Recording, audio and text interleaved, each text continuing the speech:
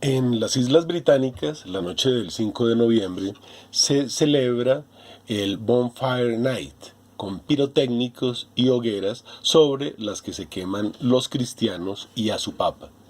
Desde que el Parlamento dio un plazo de 40 días para que los sacerdotes abandonaran el país bajo la pena de muerte, obligaron a millones a exiliarse a América o Australia. Se calcula que un tercio de la población irlandesa fue asesinada. Todos los ingleses que no se convirtieron también fueron asesinados. No atender a los servicios de la iglesia protestante era punible con multas y arresto o la reducción a la esclavitud. En Inglaterra, los católicos no pueden ostentar altos cargos de Estado o servir bajo cierto rango en el ejército. Carlos I, rey de Inglaterra, Escocia e Irlanda, hijo segundo de Jacobo I y Ana de Dinamarca, fue decapitado. Crimen: ser católico. Los anglicanos asesinaron unos 4.000 sacerdotes y obispos, entre ellos a Santo Tomás Moro. Enrique VIII se había proclamado papa de su propia iglesia y a todos sus descendientes a perpetuidad papas o papisas. Estos son los llamados anglicanos.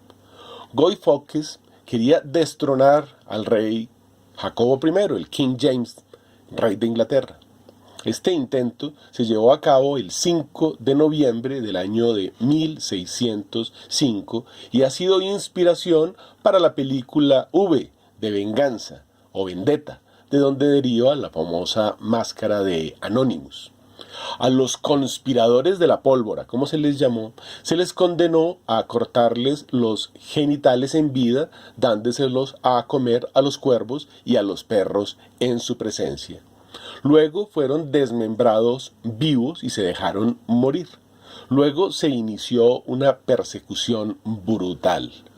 Cromwell redujo a la esclavitud a todos los cristianos de Irlanda, de Inglaterra, de Gales, es decir, a todo el que no se convirtiera.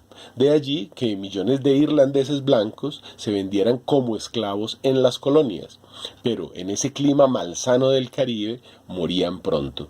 Valían menos que los africanos, un poco más de lo que vale un perro.